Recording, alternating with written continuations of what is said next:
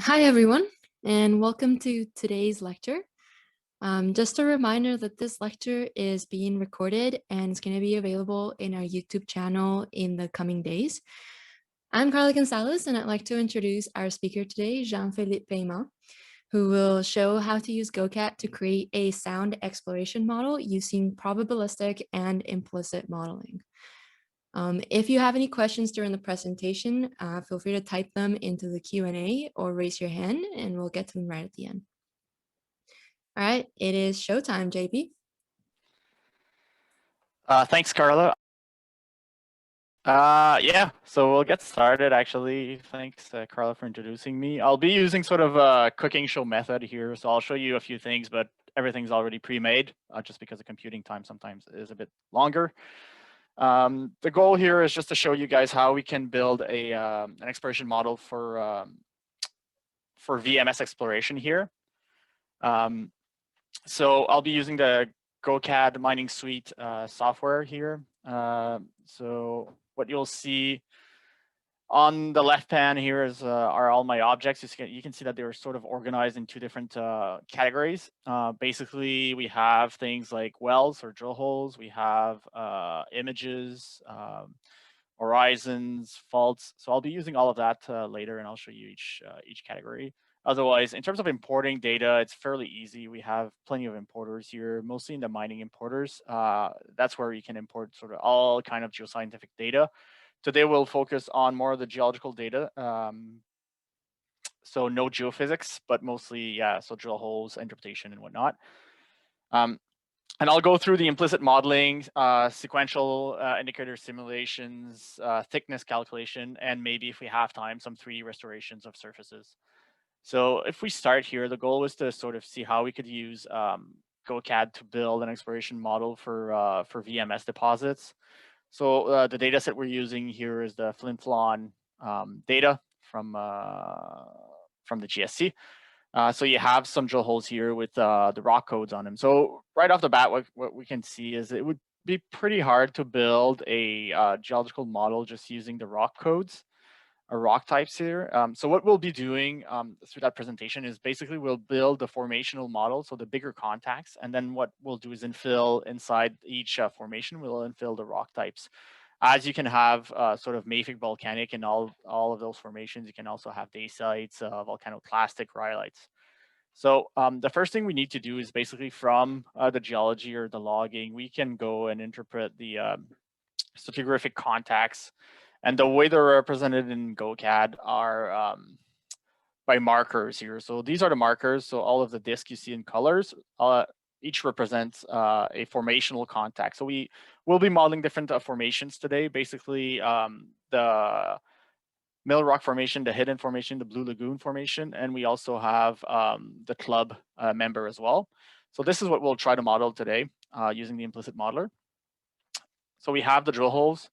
The other data set that we'll be using in terms of building the model is a surface geological map. So if I were to zoom out here, this is your geological maps with all of the interpretation. This is a fairly detailed one. Out of that, we've extracted different features. So you would have the hidden formation surface trace here. We have the same for the Mill Rock, the Blue Lagoon, and the club. So these are surface traces, as you can see them on the screen. And the other things that we'll actually be using today are a few section interpretations. So here you see I've just displayed 2 lines. So these are the sectional interpretation that we'll be also feeding to the implicit modeler. So using that data set, we can go to the different workflows that are available in GOCAD. And there's a workflow called structures and stratigraphy here. And this is basically the implicit modeler. And this is what we'll follow to build our model. So first step would be to generate our stratigraphic section.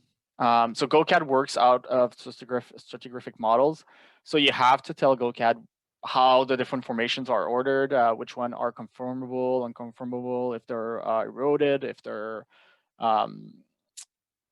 base lap formations as well can be supported by the SKUA workflow. And we're modeling tops of each formation. So you see here we have the club, and so the surface we'll be building is for the top of the club formation and all across the stratigraphic sequence. And this is where we'll choose the different objects that we'll be using to build our model. So I've selected the different objects.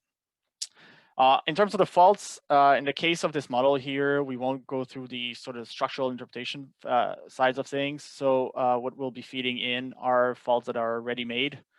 So either surfaces, or we also have traces for different faults. So that's what we'll be using in terms of building our model here.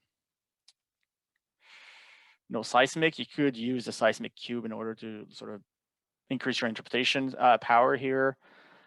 And then this is where we'll build our model. So the first thing to do is to build a structural model. As you see, you choose your fault, you choose sort of the resolution at which you're looking at work in. You'll be creating your fault network, then your fault blocks in which the geology is going to be modeled. Since we'll again use the oh no, yeah. So we'll be using the fault model here that's already generated, so you can see the different faults. And I won't calculate it. I'll just reopen it. Sorry about that. Just sort of no.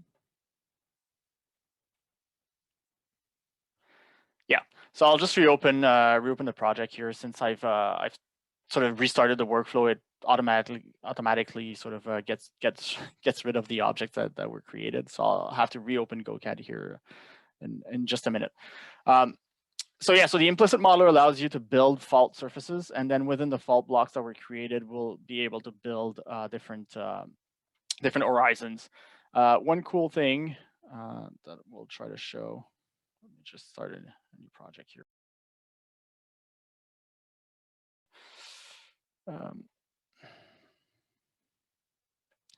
Yeah, so it allows you to build different surfaces for your faults, your contacts. And one cool thing is that your faults don't really have to go across the entire model like you would need to do in other geological modeling software.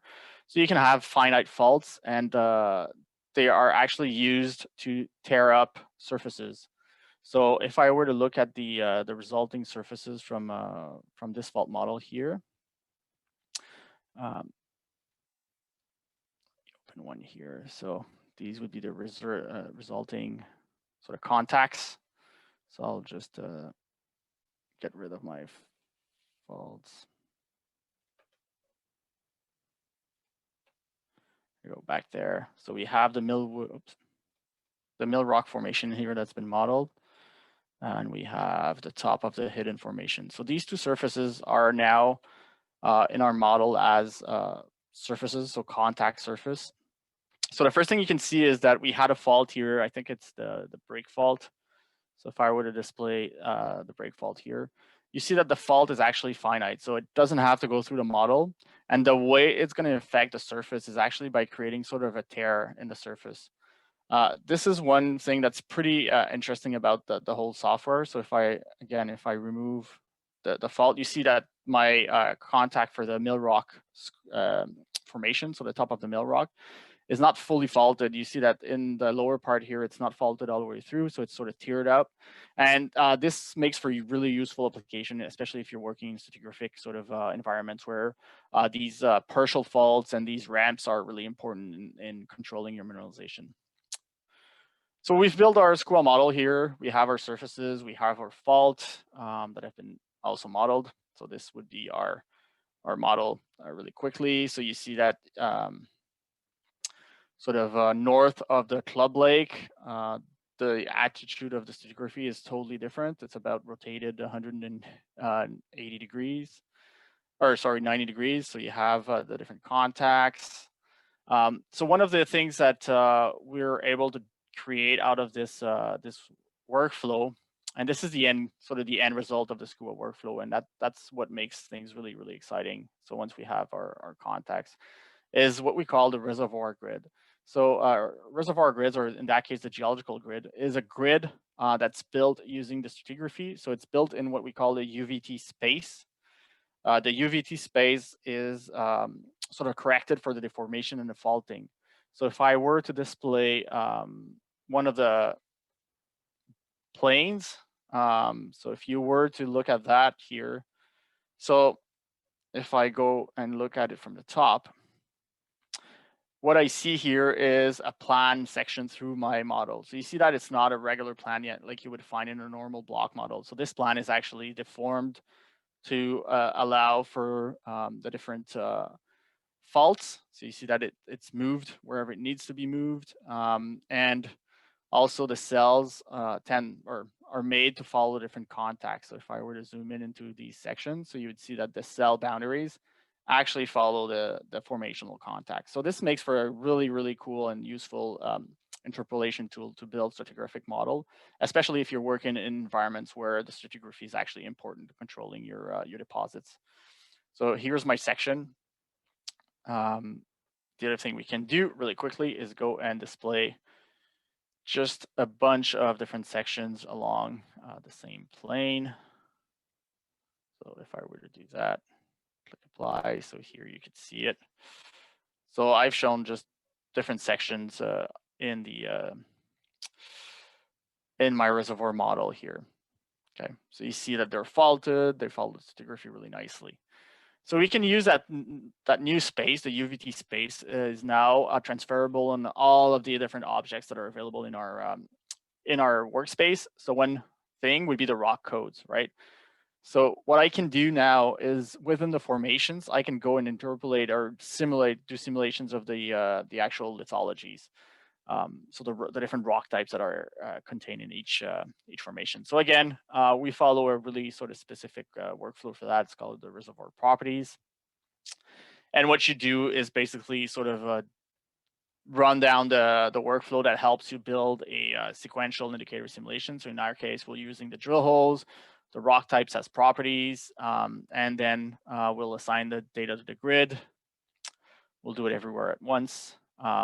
So the other thing we have to initiate in terms of the SIS simulations is the proportion of each rock type in our model. So this is going to take the proportion that are observed in our drill holes and try to replicate that distribution in the reservoir model. The other neat thing you can do is actually have 1 variogram per lithologies. So what you've seen here is we have 9 lithologies in our rock code table. So what we'll do is we'll use the stratigraphic sort of driven variogram for everything that's sort of synvolcanic, and then we'll use the different variograms for everything that's sort of intrusive in our model. So again, any units that are stratigraphic, so the volcanic sequence, we'll use a specific variogram that represents that distribution or sort of that variance across the space. And then for the diorite, the granodiorite, and the feldspar porphyries, we'll treat them as intrusive with a different variography and different sort of continuity, basically. So that allows us to run through the workflow. And here you can choose how many realization you can run. In our case, we'll just do 5 for this little exercise. Again, you could do 30. 30 would be best in order to make a sort of a sound statistical model. But yeah, with 5, we get to represent what we want. So if I were to look at the results of this is what you would see. So that's one realization of the rock code simulation. So you see it's pretty noisy still, but you sort of see things appear really, really quickly. You see sort of the rhyolite dominance at top of the stratigraphy here. You see there is sort of a felsic volcanic unit with some diorites being intruded. So I can switch between the different models that were created. So in case of simulations, you can't consider one model as being true. What's actually really helpful is combining all of these iterations of possible model across your different simulations into one final model. So this is what we do here. So the property that's being displayed right now is called the most frequent rock type. It's still pretty noisy, and that's just due to the fact that we only ran 5 simulations. By running 30, which would take more time, we would get a smoother model with less sort of variance associated to small units. But clearly, we can see things start to appear that can be useful for our sort of our approach to modeling. So what we'll do is we'll just keep one section open here to make it a little bit clearer. So you see, I can flip to the different section really easily. So this is what you would see in my reservoir model. Okay. The other thing I've went and done is just did a moving average window on the geological model, and this is the result of that. So basically, we're sort of averaging across two cells along the stratigraphic planes, which smooths out some of these sort of noisy units that we could see in our geological model. So if I were to look at that, I can now go and move through my my reservoir grid really nicely and sort of see how my lithological model looks like. So in just a few steps, we've taken the formational model and then used that as control to build sort of a better looking sort of implicit model for our lithologies. It's still data driven like an implicit sort of classic implicit model would be, but you're not creating sort of the bubble shape that are oftentimes associated with these sort of implicit modeling approaches. The other neat thing about having these types of properties is basically we have the final value assigned to each cell, but that's actually based on the probability of finding each unit in the cells. So the way it works is by combining the different iterations or realization of our simulations, we're actually able to generate a probability model for each rock type. So that probability model is just the accumulation of different properties. So let's say on 5 realization, if you have in one cell a lithology appear once, it has basically 20% probability of existing in that cell. So this is the result from our probability model. So that makes it quite interesting. So in the case here, we have the diorite probability. It's spread between 0 and 1 here. Which makes for a good exploration tool, and especially if you're trying to sort of optimize your drilling grid, not necessarily for grade continuity, but to see how well your drill hole capture the geological variance. This is a great tool. So basically here you have the probability of the diorites existing. So you could combine that with your actual model for diorite and know areas where the diorite is most certain and other areas where the diorite could be a bit least certain. So if I were to display the 3D volume out of the diorite model in the case of that quick simulation effort that I did, I can paint that probability between 0 and 1 onto the volume created by those cells that have been assigned as diorite over the probability, most frequent probability, where I might need to drill more. Okay, so it gets pretty messy in the case here because there's a lot of sort of smaller bodies of diorites. But you can see the color scheme sort of tells you areas where the lithology is most certain and other areas where it's least certain of existing. So we'll go back to sections just because it's a bit easy on the computer. So I have the probability here for diorite, and then you'd have the probability here for rhyolite. And that becomes quite interesting as well because it's one of the sort of exploration driver in our case. So if I were to display the rhyolite within the mill formation and the rhyolite within the Eden formation, it's a bit less noisy and we sort of see real sort of a stratigraphic contacts start to appear in the case of our model. So this would be the rhyolite probability in 3D. So you see areas where it's highly probable or having a lot more chances of being a diorite, and other areas where it's less likely to be lithologies if you're actually driving your exploration by your geological model instead of just your grade model.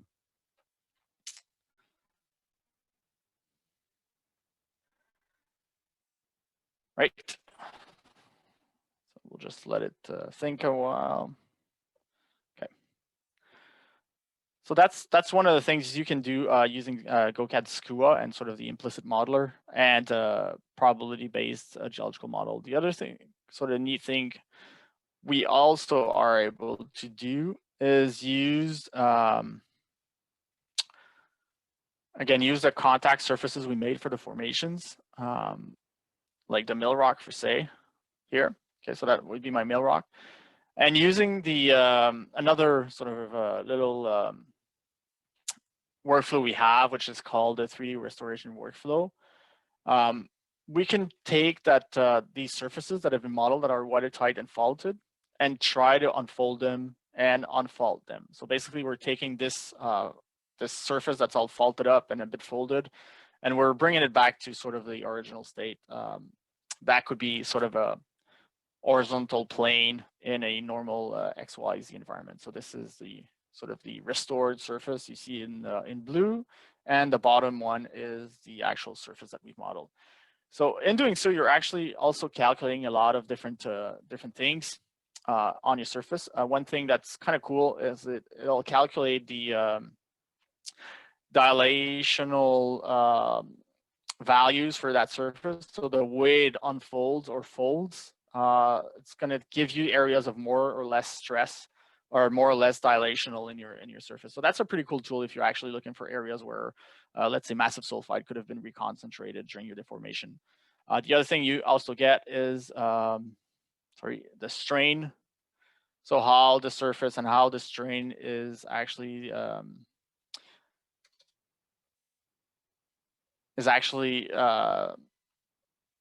and then you also have the other properties that are being calculated, which has like different type of curvature, the amount of deformations, and all these things are pretty useful if you're actually trying to restore or explore for things that could have been remobilized during the deformation.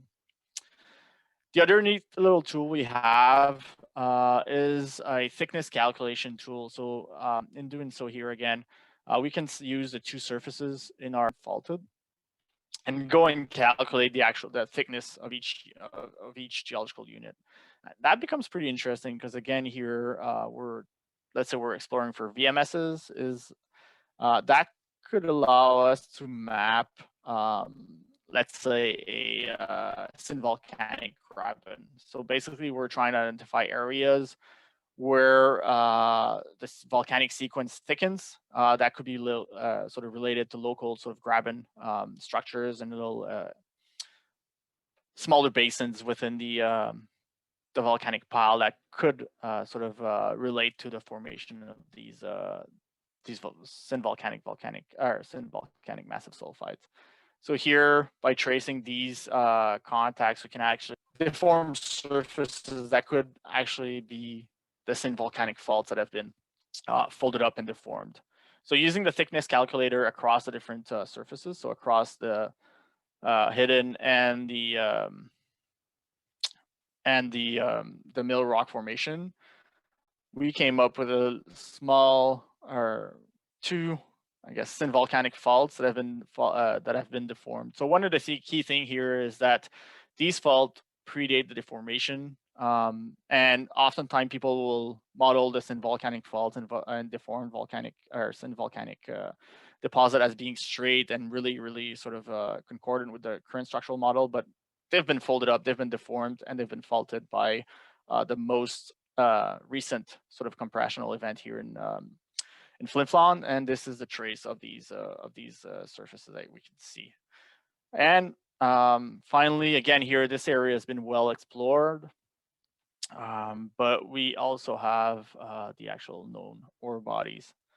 So you can see quite clearly that these, by the thickness and as sort of synvolcanic features that could be conduits to mineralization, really relate well with the known ore bodies in the area. And then if I were to also use the results from my probabilistic model, I can go and let's say we'll put on the rhyolite in the hidden formation, and won't display the actual probability, we'll just display it as a color here. That's going to take a few minutes, but basically, yeah, this is what we would have. So these are rhyolites that are within the hidden formation. So the hidden formation would be the basal contact. So you could see really clearly and quite nicely, there is a good correlation between sort of that synvolcanic feature. And what I'll do here is I'll just isolate that little part of the model quickly. So you can see where that sort of synvolcanic model fault meets with that unit of rhyolite at the within the hidden formation seems to control some part of the grade distribution here for this area of the model. And if we do that with the other known lenses, we'll basically see this sort of same thing up here. So again, here I'll just show the I'll just show the other rhyolite body sitting at the top of the hidden and the mill rock. And really nicely, again, you see there's a good correlation between that model synvolcanic feature from the thickness map and the presence of that rhyolite unit that's been interpolated through the stratigraphic grid. Lastly, the neat thing you can also do in the case here of that deformed environment. So I'll go back to my reservoir model. You can also use that reservoir model to interpolate different properties. So the first thing we did was to interpolate the geology here in our different units. But the other thing you could actually do is interpolate things like alteration indices. So here we're looking at the Ishikawa index that's interpolated inside the hidden and the mill rock formations. So again, you see that there is the interpolation really follows well the stratigraphy of the model, but it's also faulted. So where a fault displaces the contact, you see that the continuity of this, let's say this area of alteration is not directly here, but it's downthrown by that fault, and the continuity of that little sort of altered area actually sits way above here because of the faulting. So we see that it actually respects the 3D sort of deformation, which makes it quite a useful tool. So we did the same thing with barium here, and again, you can see if I were to zoom out, you could see the effect of the stratigraphic deformed grid into the interpolation of the barite unit for these deposits or for this grid. So again, if I go and look at the plan map, let's say of barite, we'll just put on the different lenses here of massive sulfides, or maybe the Ishikawa index is going to help us more. But we can use these as a good exploration tool to try to see if we find more deposits or more of these different alteration and units in the data or within the actual grid from the exploration data. So we've done most of that using just the drill holes. You can also combine the drill holes and surface point samples. Let's say you have a bunch of grab samples.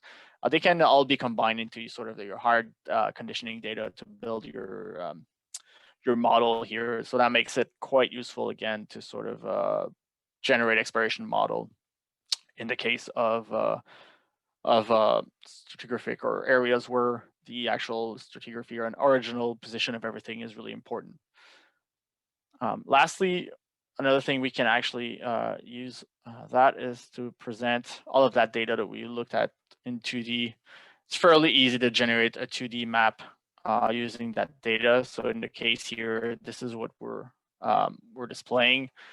So we see that the color surface here is the thickness, I think, of the Blue Lagoon formation, if I'm not mistaken. Yeah, so this is the Blue Lagoon formation, so the bottommost unit in the stratigraphic pile. We have the thickness of that unit being represented as colors, but also as contours. We have the traces of those massive sulfide lenses. We have the faults being displayed either as 2D. So fairly easy. Again, I can just go ahead and display another surface if I want to, and then make quite useful exploration maps in order to find extensions to the mineralization or find new deposits in that area. So that would be the sort of same approach, but just using the mill rock formation here that sits on top of the VMS lens. So quite easy to generate useful and meaningful products. And by using the probability model here, we're sort of building a geological model that not only is useful for exploration, but also helps in sort of planning your drill hole, adding drill holes into your space, and also sort of representing the true position of things as they're formed during the volcanic events. So that'd be it for now. I don't know if there's any questions. I think I saw a few hands raised. Oh, yeah, I wow. think, Hector, did you have one more question? Well, No, you have one. we have one question in the Q&A.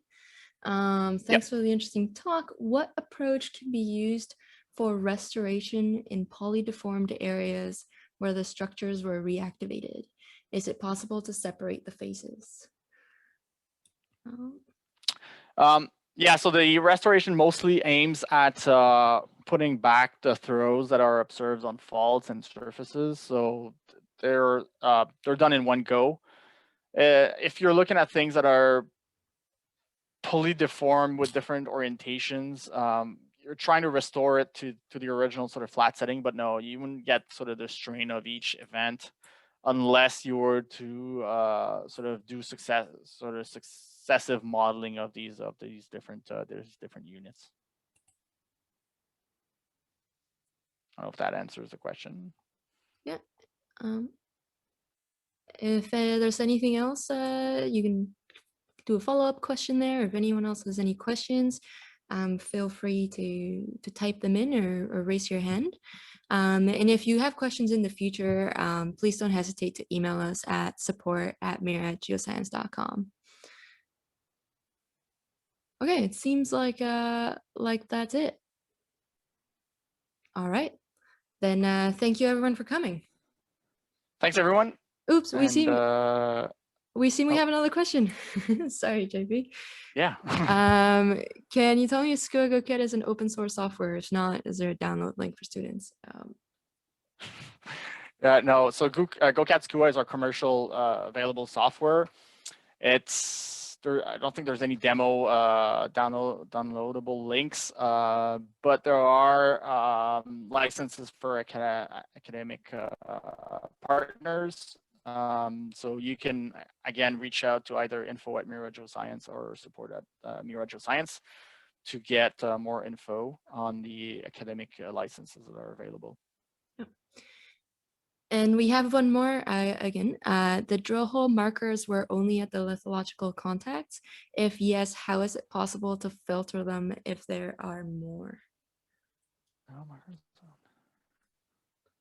Yeah, so there's different ways that your markers can be built. In the case here, we've manually placed them at the formational contacts.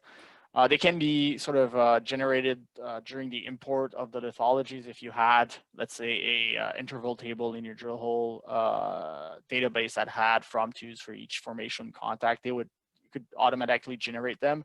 And then it's quite easy to go and basically edit these drill holes markers. So if I were to double click on one marker here, I can just go and erase it if I don't like where it's at, or I can just move it along the drill hole as well.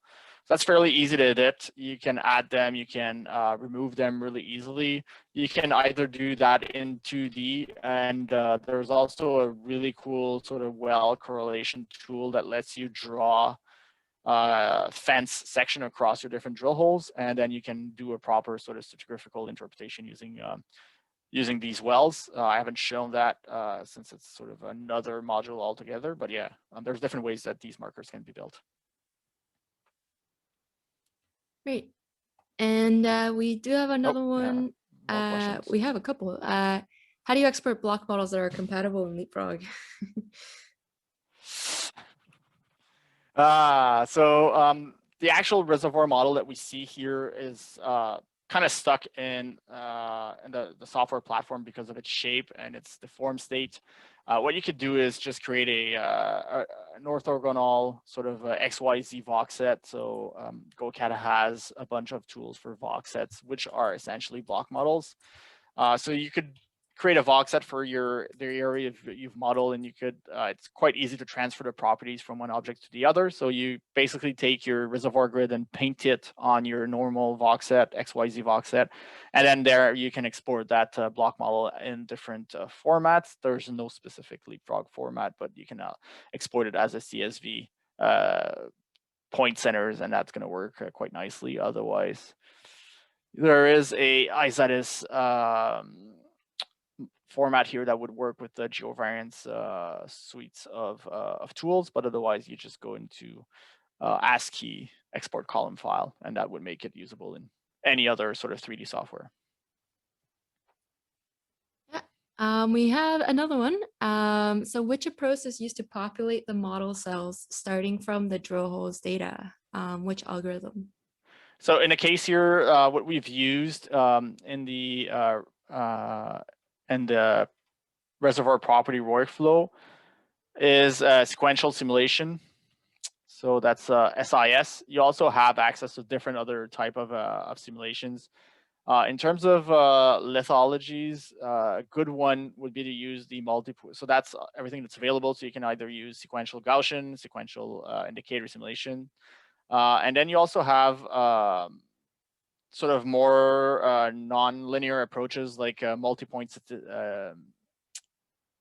simulations that are really useful. If you would have, let's say you had an interpreted section that you want to use as a training image, well, you could use just multi-point simulations to propagate your rock types across your 3D model. And then for the property like the Ishikawa index here is just a ordinary kriging or simple kriging that was used to generate these properties here. Great, and it seems like that's it. All right. So thank you, JP, and thank you everyone for coming.